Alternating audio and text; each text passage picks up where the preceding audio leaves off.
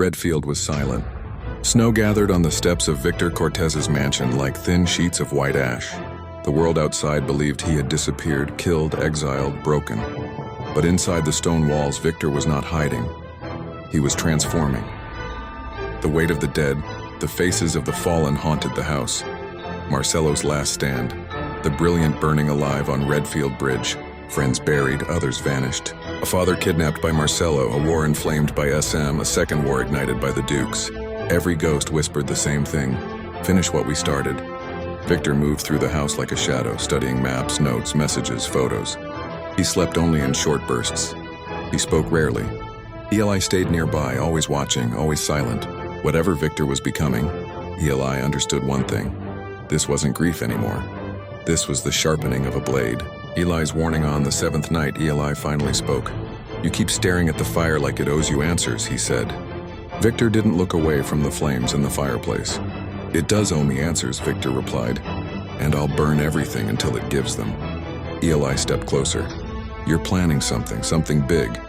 Victor exhaled slowly. "I'm going back to Palace." Eli stiffened. Palace wasn't just land. It wasn't just a family inheritance, it was a fortress now, SM's fortress. "You won't get within 5 miles, Eli warned. He turned that place into a military base. Victor finally looked up. "I know." A long silence. "And you're still going," Eli said.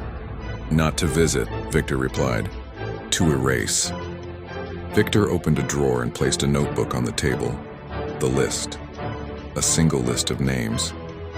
Every man connected to the Brilliance murder, every soldier the Duke sent after Marcelo, every lieutenant spreading SM's orders, every rat who fed information to the streets.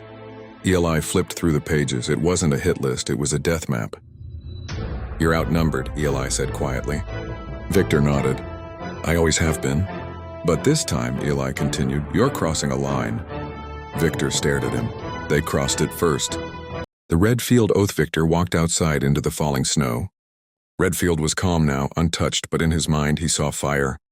Burning cars, screaming engines, his cousin's last moments, Marcelo's final breath. He knelt in the snow, placed his palm against the ground and whispered, "I swear, I will not bury another family member. From tonight on, they bury theirs." It wasn't a prayer. It was a contract with himself. A rebirth. VC died in that snow. But something colder stood up. The return of the ghost at midnight. VC called Eli into the garage. "Get the gray SUV," Victor said. "The armored one?" Eli asked. "Yes." VC opened a long metal case on a workbench. Inside were weapons collected over years. Pistols, shotguns, knives, tactical gear. He didn't take them. He picked only one item, a black tactical mask, simple, smooth, featureless. Eli stared at him. "So that's why they call you VC." Victor slid the mask into his jacket. "No," VC said. "This is why they will." The first hunt. VC didn't wait for dawn. He chose the first name on the list, Bruno Four Eyes, the man who scouted the Brilliance route the night of the bridge ambush. Bruno hid in a basement apartment behind a laundromat, surrounded by locks, 3 cameras, 2 lookouts. At 2:16 a.m., every camera went dark. At 2:17 a.m., the first lookout disappeared, dragged silently behind a dumpster. At 2:18 a.m., Bruno stepped out of the shower and saw a silhouette in his living room. A black mask. Cold eyes. A knife glinting in the dark. Bruno trembled. "Please, please, I only—" Victor stepped forward. "This is for the Brilliant." The knife struck once, clean and silent. Bruno dropped. The first name on the list was crossed out. A war in the making. By 4 a.m., 3 more men were gone. Rumors spread across the underworld faster than fear itself. VC is back. He's hunting. Nobody sees him coming. SM's men panicked. The Dukes prepared their defenses. People locked doors, canceled meetings, broke alliances. A ghost had returned to the streets. One that did not negotiate. One that did not warn. One that did not miss.